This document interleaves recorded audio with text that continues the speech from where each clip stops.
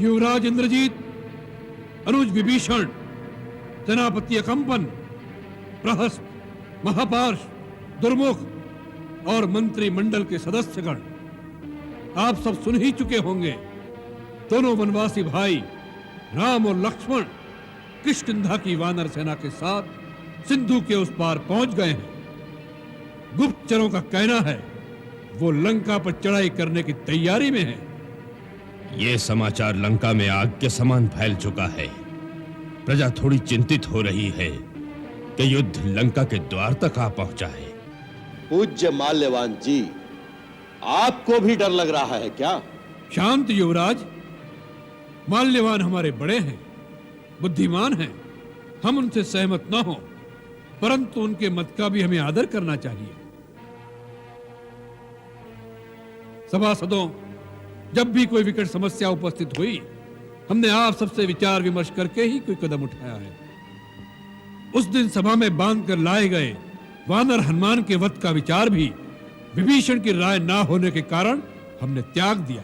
वही तो भूल कर दी। उसी दिन उस ढीठ बंदर को खत्म कर देते तो आज ये समस्या ही सामने ना आती। ना वो जीता वापस जाता, ना उन लोगों को यहां का कुछ पता चलता। अभी भी कौन सी समस्या जटिल हो गई है? समुद्र के उस पार आ जाने का अर्थ यह नहीं कि वो 100 योजन अर्थात 400 कोस का विशाल दुर्गम समुद्र लांघकर सेना के साथ लंका आ जाएंगे। सेनापति अकंपन, कम से कम आप तो ऐसी बात मुख से ना निकालो। आप स्वयं अपनी आंखों से देख चुके हैं कि राम का पराक्रम कैसा था। सारे जनस्थान से केवल आप और शूर्पणखा ही युद्ध भूमि से भागकर अपनी जान बचा सके थे।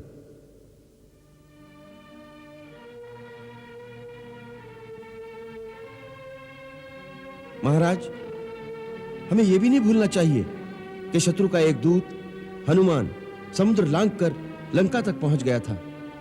अर्थात हमारी लंका नगरी अब दुर्गम नहीं रही।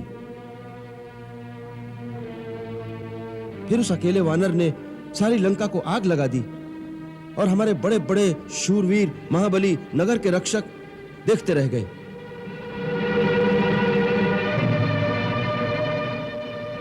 इसका अर्थ यह है महाराज कि हमारी सुरक्षा की दीवारें भी अब अटूट नहीं रही। तो तुम ही राय दो विभीषण, हमें क्या करना चाहिए? महाबली लंकेश्वर, श्री रामचंद्र जी ने। विभीषण, शत्रु को श्री लगाकर संबोधित मत करो। क्षमा लंकेश्वर, मेरा मत यह है कि राम के साथ शत्रुता हमने स्वयं मोल ली थी।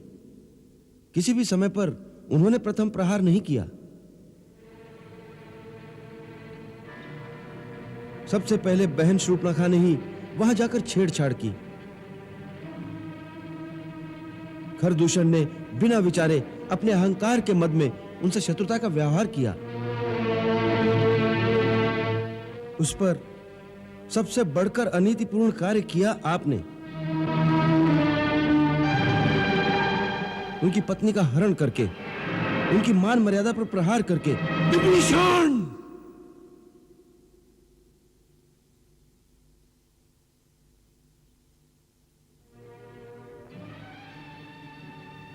जी हां महाराज, हमने ही भूल की है और हमें ही अपनी भूल का सुधार करके देवी सीता को आदर सहित उनके पति के पास पहुंचा देना चाहिए।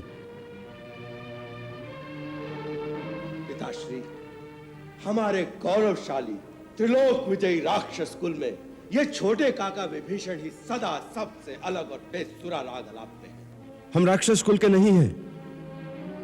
हम परम पुण्यात्मा महर्षि पुलत्स्य के वंशज हैं। तो आप भी एक बाण के भय से भागे हुए मारीच मामा की तरह भगवा वस्त्र धारण करके किसी ऋषि के आश्रम में धूनी क्यों नहीं रमाते? यहां लंका में किस लालच से रह रहे हैं? तात मेघनाद, ऐसी दंभ भरी निरर्थक बात करना, अपने बड़ों से अशिष्टता बरतना तुम्हें शोभा नहीं देता। तुम अभी अनुभवहीन बालक हो।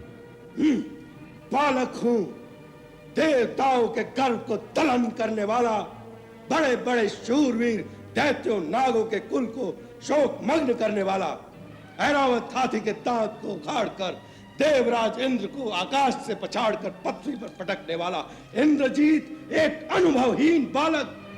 हाँ! पिताश्री, वन में भटकने वाले 2 मानव, उनके साथ कुछ वानर, आप उनसे भयभीत क्यों हो रहे हैं? भय शब्द तो रावण के शब्दकोश में है ही नहीं, और नर तथा वानर तो हमारा कुछ बिगाड़ ही नहीं सकते। महाराज दशानन, मैं आपका पिता समान आदर करता हूं। आप केवल राजा नहीं हैं, मेरे ज्येष्ठ भ्राता भी हैं, जिन्हें आप साधारण वनवासी नर कहकर उपेक्षा कर रहे हैं। उनके शौर्य की गाथा मत भूलिए। परमवीर सुबाहु, विराट कबंध और विराट, खरदूषण, त्रिशिरा, जगत का सबसे महाबली बाली, ये सब उनके बाणों का निशाना बनकर यमलोक सिधार गए। जिस वानर का आप उपहास कर रहे हैं, उसकी करनी के चिन्ह लंका के कोने कोने में जलकर भस्म हुई अट्टालिकाओं, लपटों में झुलसी हुई लंका के प्राचीरों और आग में गलकर गिरे स्वर्ण स्तंभों के रूप में दिखाई दे रहे हैं।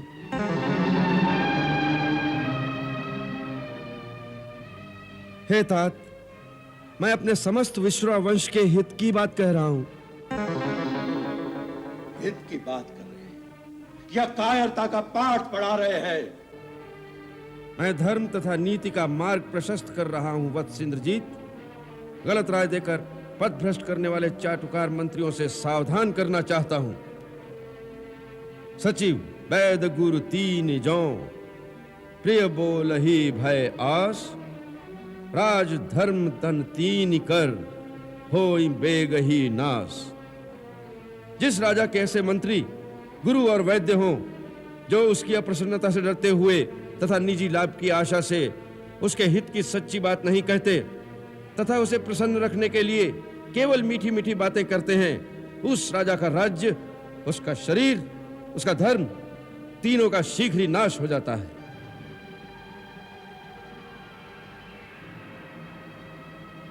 महाराज लंकेश, मेरे आदरणीय भ्राता, कभी कभी काम और क्रोध की उत्तेजना के आवेश में कुमति मनुष्य को कुमार की ओर खींच कर ले जाती है, परंतु अपनी भूल का भान होते ही सुधार कर लेने में ही समझदारी है।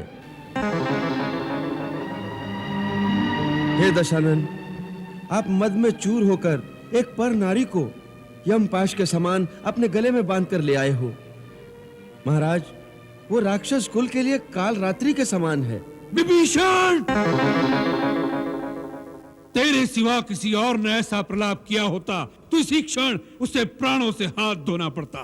क्षमा क्षमा लंकेश्वर, विचार विमर्श में इस प्रकार प्रकोप शोभा नहीं देता। हे वेदवेत्ता, तनिक विवेक से काम लीजिए। जिस पर नारी का उसकी इच्छा के विरुद्ध पाश्विक बल के जोर पर हरण किया जाए, ऐसी नारी विष बुझी पैनी कटार के समान होती है। इसलिए मैं आपसे हाथ जोड़कर प्रार्थना करता हूं भैया कि सीता को सम्मान के साथ उनके पति के पास पहुंचा दीजिए। इससे आपका मान घटेगा नहीं, परंतु तीनों लोक में सुयश फैलेगा। मान बढ़ेगा नहीं, तीनों लोग हमें कायर कहेंगे। जहां वीर पुरुषों की सभा होगी, वहां सब हमारी हंसी उड़ाएंगे। वीर पुरुष एक बार जो कदम उठा लेता है, उसे पीछे हटाने में वीरता को दाग लगता है। परंतु नीति शक्तिहीन पुरुषों का बुना हुआ एक ऐसा जाल है जिसमें वीर पुरुष कभी नहीं फंसता। नीति शक्ति की सेविका होती है। जो शक्तिशाली करता है वही नीति है, वही धर्म हो जाता है। नहीं भ्राता, नहीं, यह अधर्म है और अधर्म कभी धर्म का स्थान नहीं ले सकता। यह क्रूर शारीरिक बाहुबल धर्म को नहीं मिटा सकता। धर्म के पास आध्यात्मिक बल है, उसके साथ दैवी विधान की शक्ति है। केवल आपके सधर्म कार्य से सारे कुल का विनाश हो जाएगा। मैं अपने कुल के कल्याण के लिए आपके चरणों में गिरकर प्रार्थना करता हूं। पैर छूकर प्रार्थना नहीं, दशानन का गर्व से उठा शीश शत्रुओं के चरणों में झुकाने का षड्यंत्र कर रहा है। हमें पता चल गया है, वह वानर पहले तेरे घर में आया, तूने सीता का भेद बताया, उसने सारी लंका में आग लगाई पर तेरा घर ही बचाया।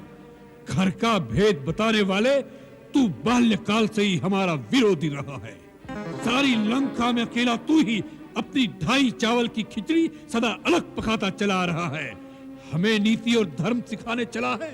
जा कुलांगार, घर के भेदी उन वनवासियों को जाकर नीति सिखा जिन पर तेरी घनी प्रीति रही है। जा।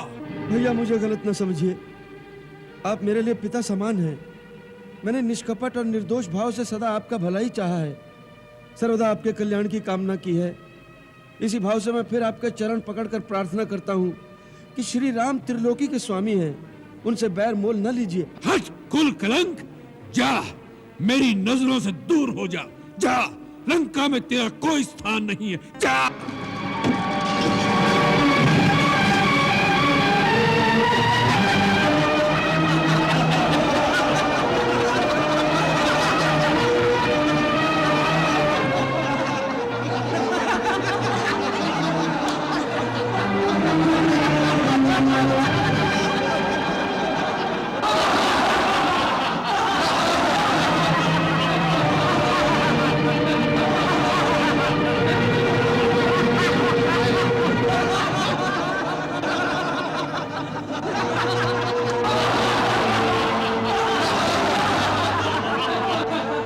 मुझ पर हंसने वालों, मुझे तुम पर दया आती है।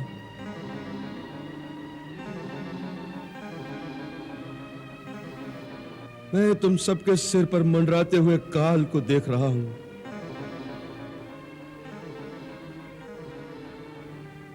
शास्त्रों में लिखा है, विनाश काले विपरीत बुद्धि।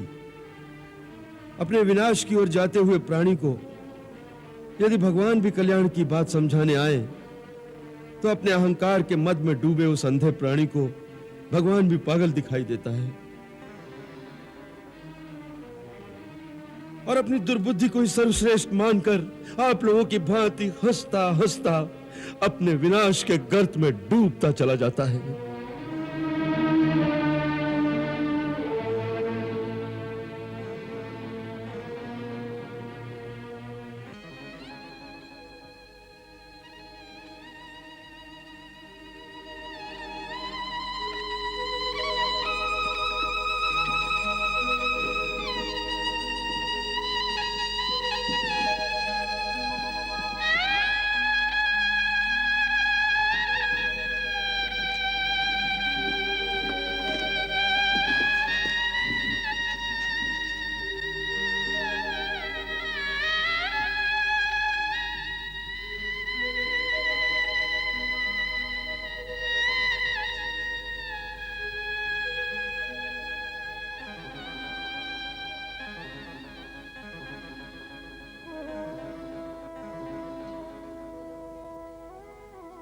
हे लंकापति, हर प्राणी का यह प्रथम धर्म है कि जब तक संसार में जिए स्वाभिमान के साथ जिए, क्योंकि स्वाभिमान के बिना जीने को जीना नहीं कहते, उससे तो मर जाना उत्तम है।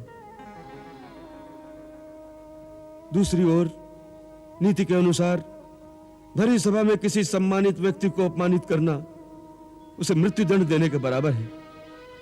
अर्थात आज से हर प्रकार से मैं आपके लिए मर गया। आपका और मेरा कोई संबंध शेष नहीं रहा। अतः आपकी आज्ञा अनुसार मैं आज ही लंका छोड़कर कहीं और चला जाता हूं। जाते हुए भगवान से एक ही प्रार्थना करता हूं कि वो आपको सद्बुद्धि दे।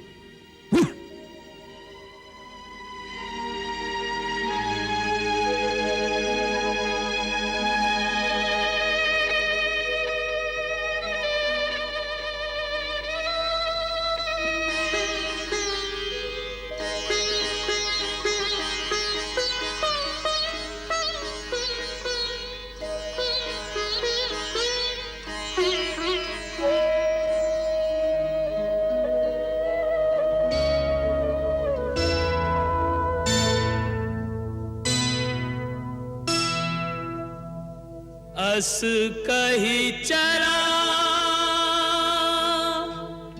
विभीषण जब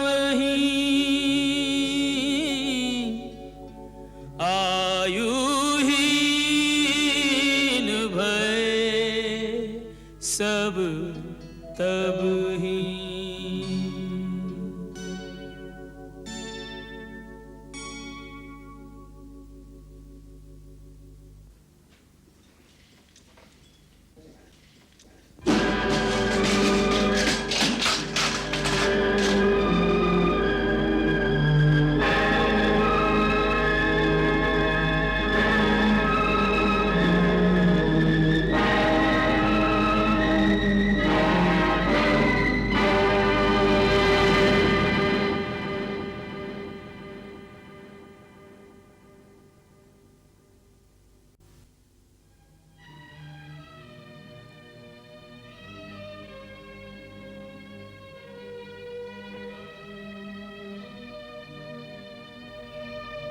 महाराज ने भी कह दिया कि लंका से चले जाओ।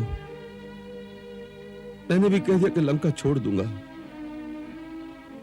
कहना आसान था, परंतु अपनी जन्मभूमि को छोड़ना कठिन लगता है। मुझे बार बार अपनी प्रजा और राक्षस जाति का ध्यान आता है। केवल एक पापी के पाप और अहंकार के कारण सारी निर्दोष प्रजा मारी जाएगी।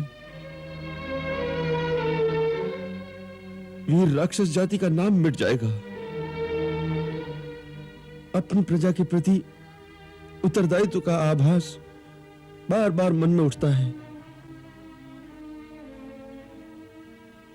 इस समस्या का कोई समाधान नहीं दिखता। मैं कैसे अपनी मातृभूमि का समूल विध्वंस होने से बचा सकूं? अब इन बातों के सोचने का समय नहीं रहा। इससे पहले कि महाराज रावण के मन में आपको बंदी बनाकर कारागार में